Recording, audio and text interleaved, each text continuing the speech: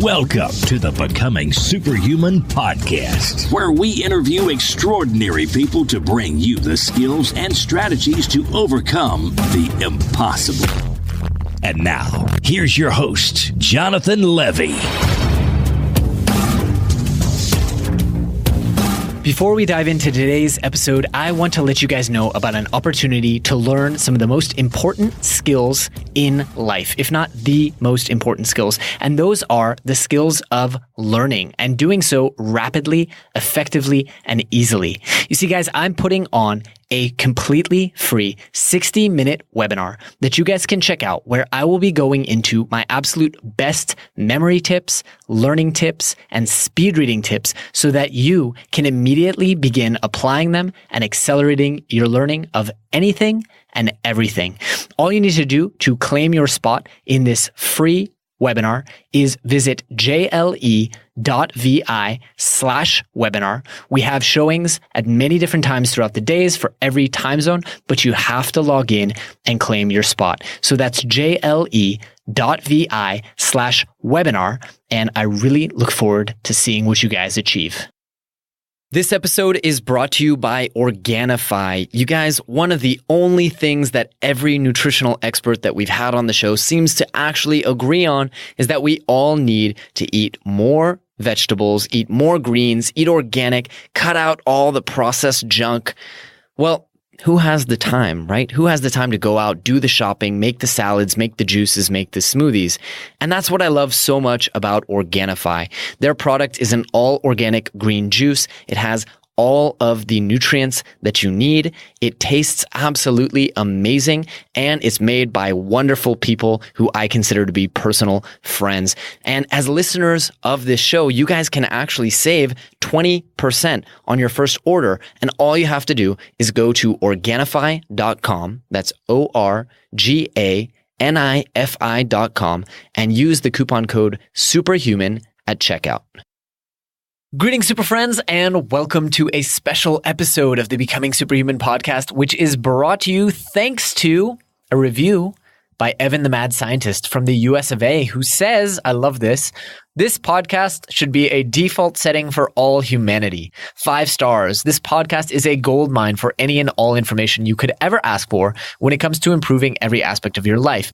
I can always be fascinated by just about anything they discuss on this show, and there are so many episodes now with so many applicable tips and lifestyle changes that it's almost overwhelming. Love the podcast. Keep up the good work. And of course, there's a PS request, which I love, on a topic that we should go into more, which is hypnosis. Well, I will definitely check that out, Evan. I really appreciate the review. And for those of you who have not left a review, please do. And let me know what topics I should cover that I haven't gone into. On to today's episode. I said it was a special episode, and that's because it's a little bit of a different format once again.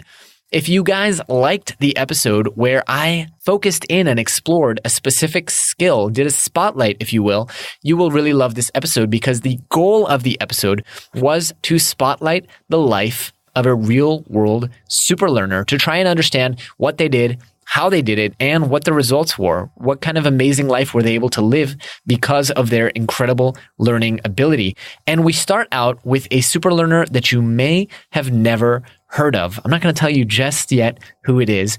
I want to know what you guys think of this episode because I so enjoyed reading the books by this individual and exploring his or her life and just being inspired by what they were able to accomplish. I hope you guys enjoy it.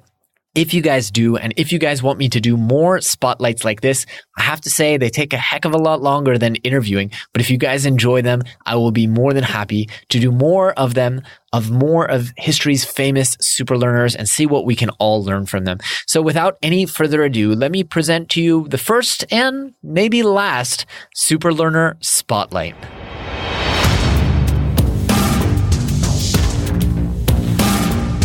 One of the best ways to learn is by example. As the years march forward and I teach more and more, I've realized that oftentimes a metaphor, analogy, or a perfectly timed example can be the difference between a student nodding and smiling and truly understanding. This is applicable not only to small things, such as calculating curves in algebra or understanding shapes in geometry, but also to very big things, such as understanding and gaining benefit and insight from the life of another. Allow me to explain.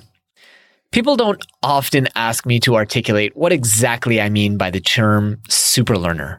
After all, the name is, I'd say, pretty self-explanatory. With that said, on the rare occasion, they do. And I find that any explanation I could offer usually comes up somewhat short. A SuperLearner is someone who understands and implements a seemingly impossible amount of knowledge for any number of fields quickly and effortlessly. Big whoop.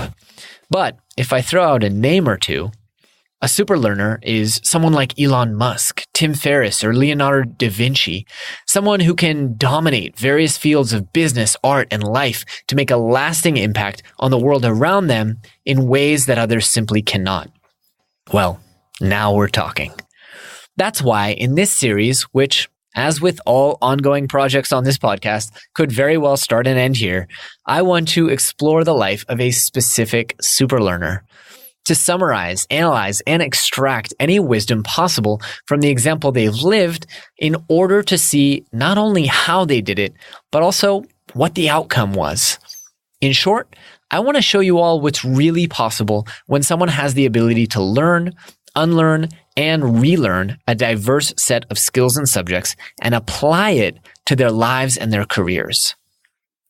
Now, there are a great number of SuperLearners that I could choose from for this first exploration. Indeed, history has had no shortage of truly great learners and leaders.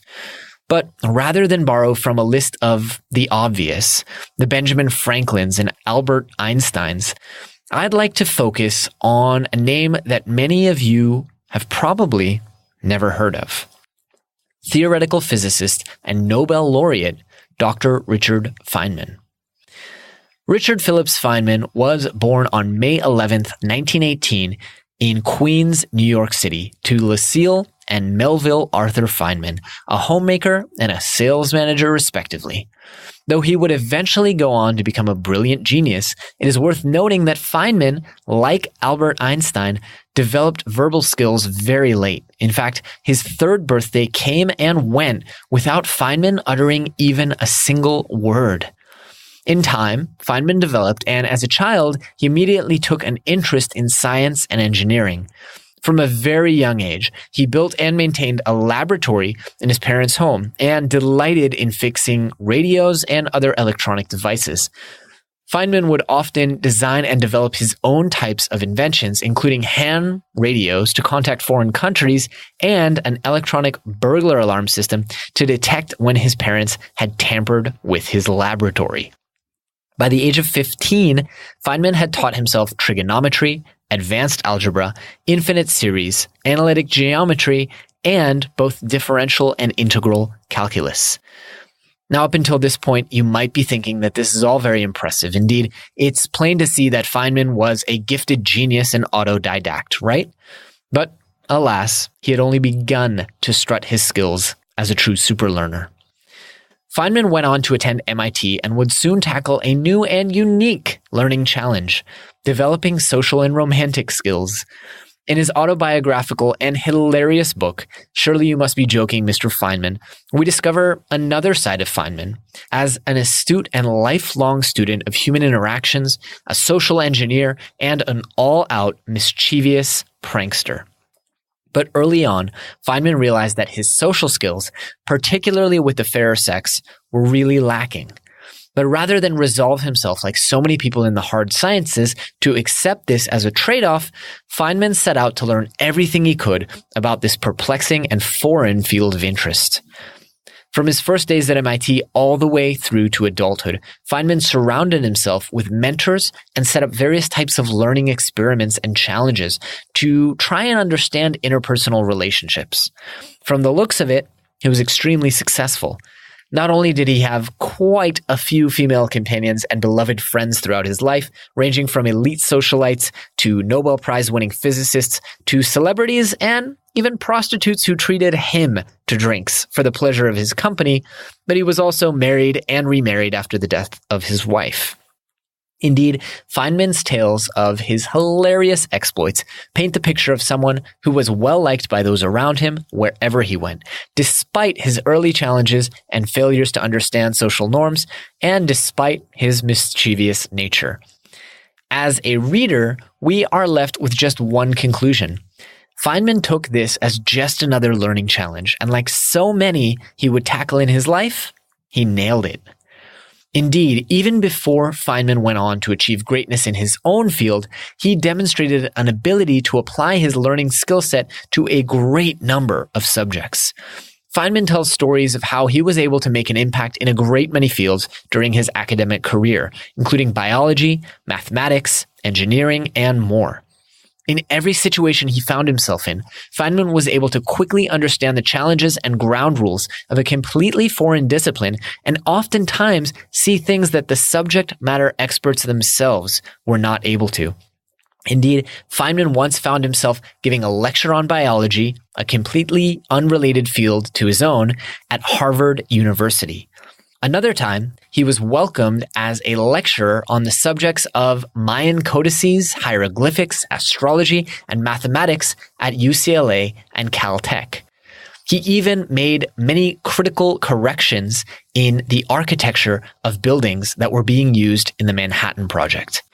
To quote Feynman, "There I was, being something I'm not, again." Fortunately for all of us, though, Feynman focused in on physics as his one true love, and by his senior year at MIT, was quickly becoming recognized as one of the leading thinkers in his field. In fact, his senior thesis, The Forces in Molecules, was published, and today it is known as the Hellman-Feynman Theorem.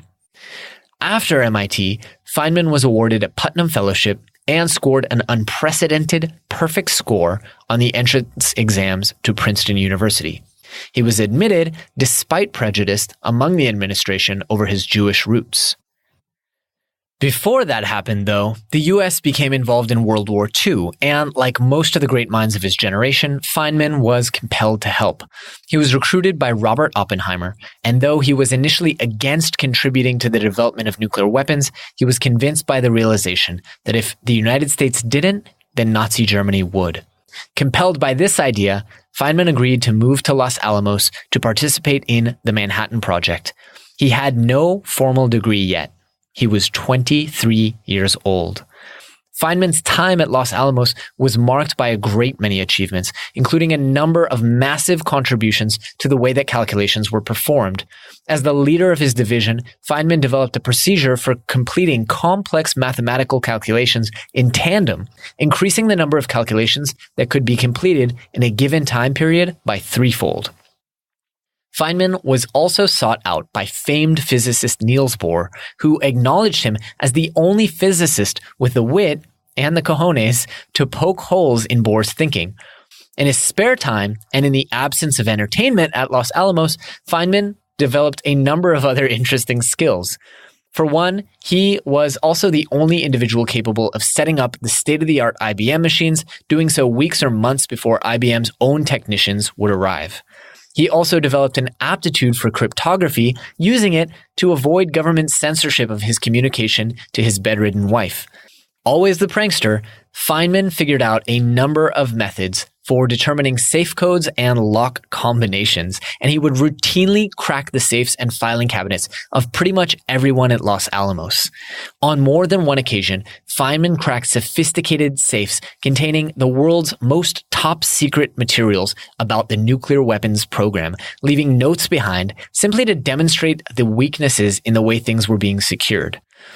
As we all know today, Feynman's time at Los Alamos was a huge success.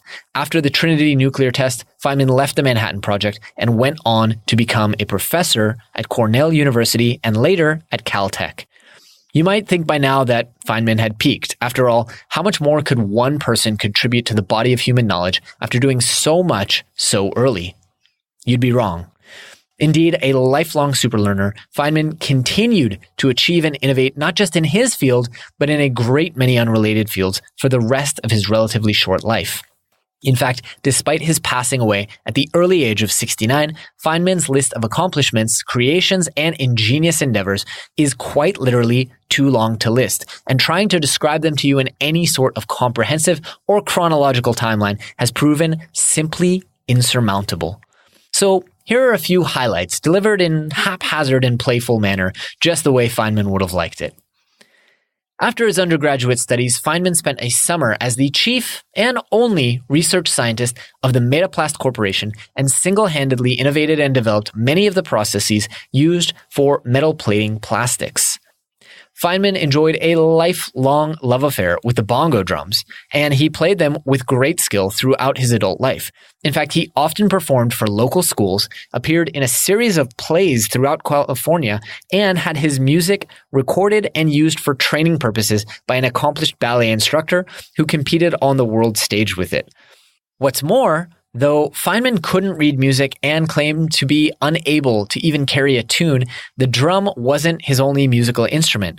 During an extended stay in Brazil, he learned to play a Brazilian street instrument known as the frigideira with such skill that he was chosen over local Brazilian street musicians to play in band competitions at Carnival.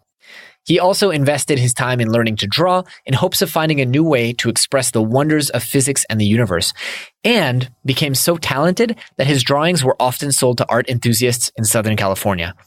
At one point, an entire exhibition of his drawings was put together at a ritzy department store. With his patent disregard for what others thought of him, Feynman would not only hire nude models to pose for him, but he was even known to visit topless bars 5 to 6 times a week and draw the dancers. It's worth noting at this point that Feynman found himself in these situations, selling his drawings, competing in Brazilian band competitions, and recording his bongo music, not because of his fame as a professor. In fact, he drew under a silly pseudonym, he was unrecognized by his bandmates, and he agreed to perform in ballet productions only under the condition that nobody would know he was a Nobel Prize winner. In his own words, quote, "I didn't want to do the drumming if I was doing it because, as Samuel Johnson said, if you see a dog walking on his hind legs, it's not so much that he does it well as that he does it at all.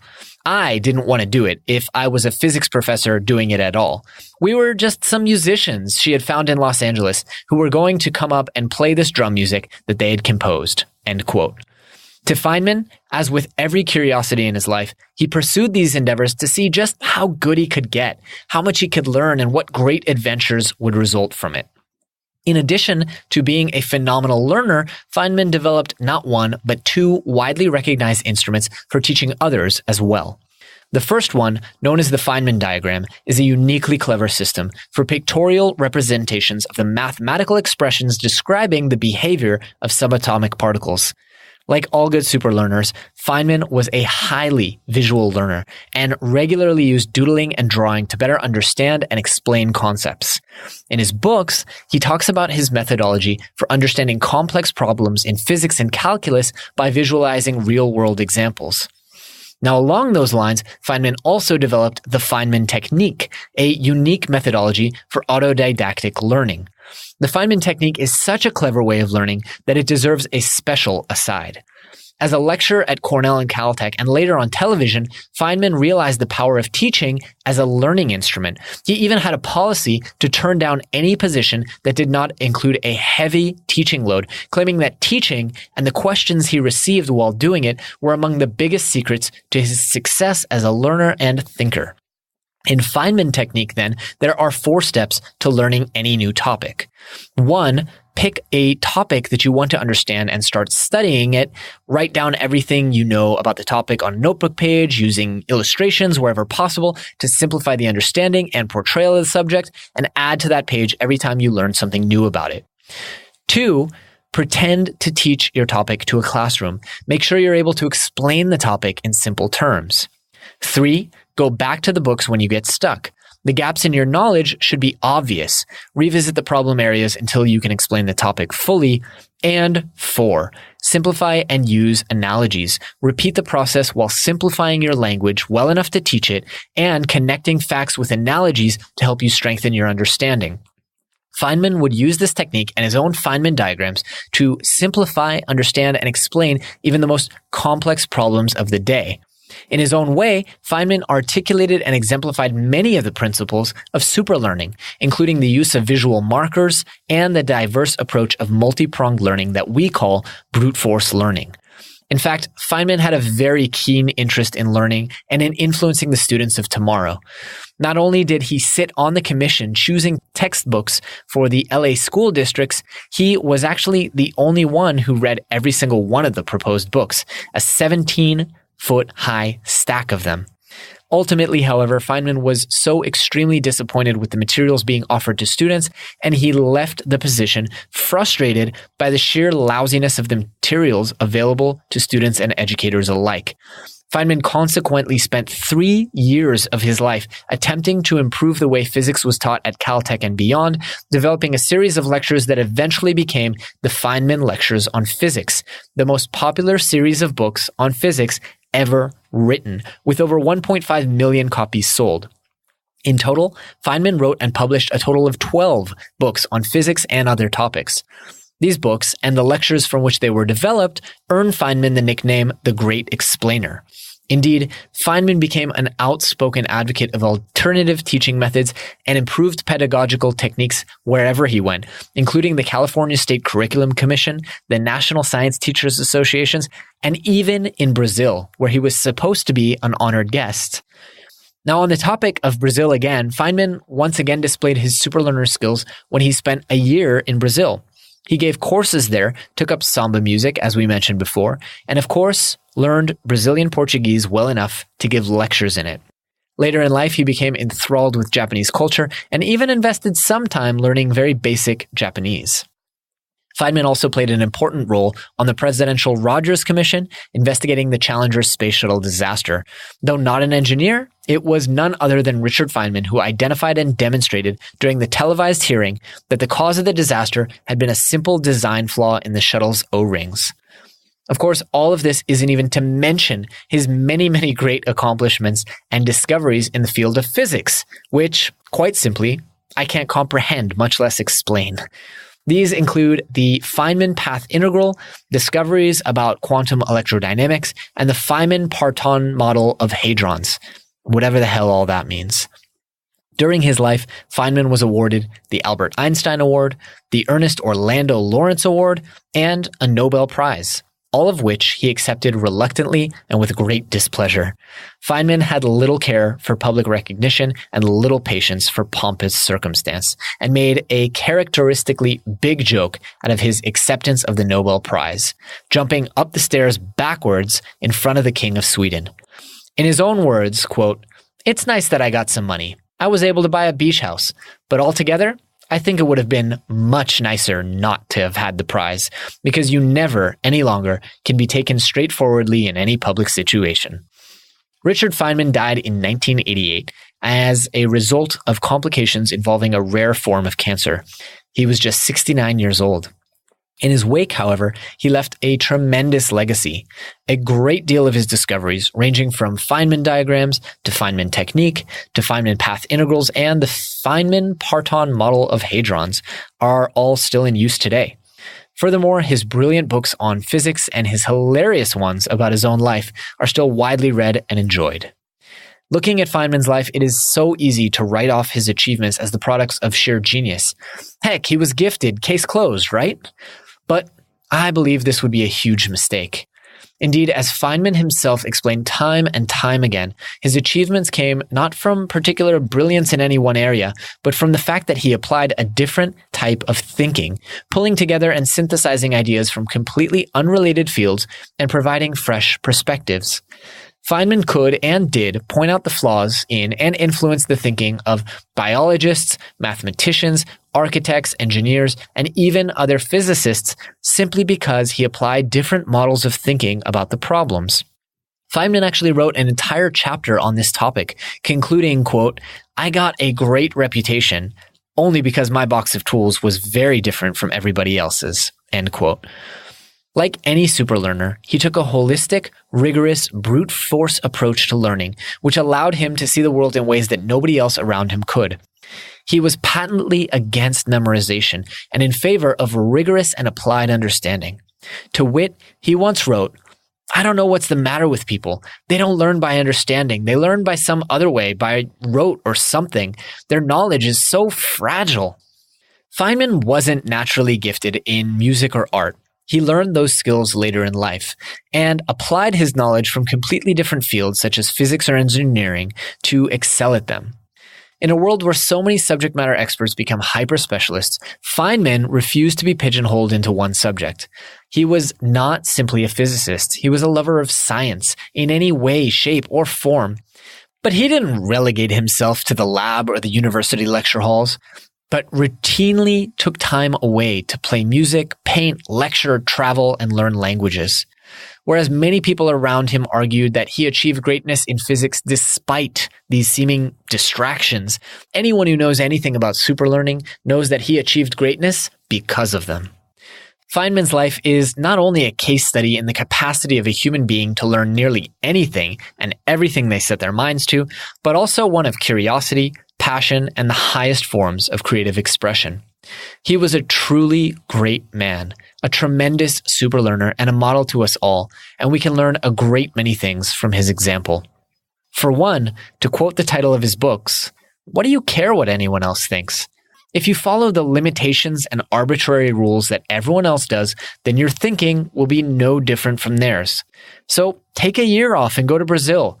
Skip lunch and go draw topless models. And just for the heck of it, learn how to crack safes, just to prove a point.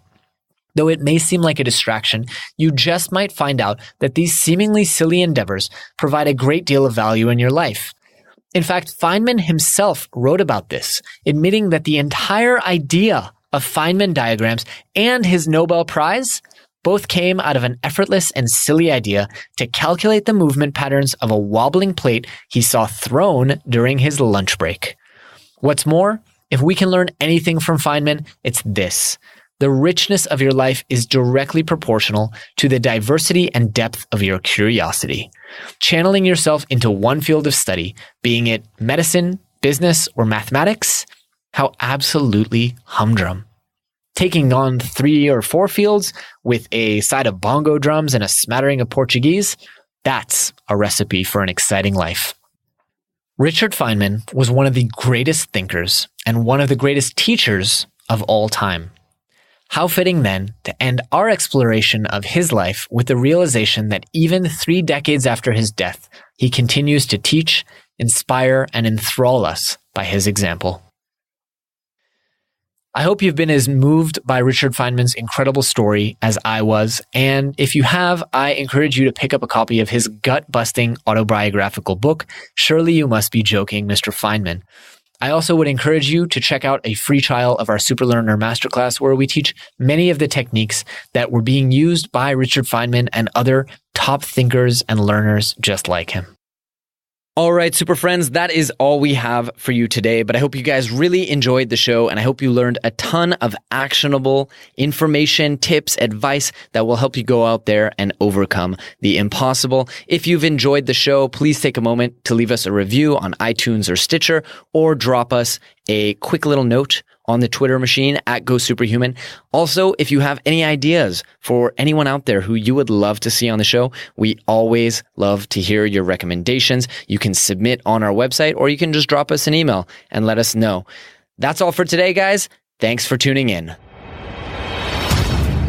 Thanks for tuning in to the Becoming Superhuman podcast. For more great skills and strategies, or for links to any of the resources mentioned in this episode, visit www.becomingasuperhuman.com/podcast. We'll see you next time.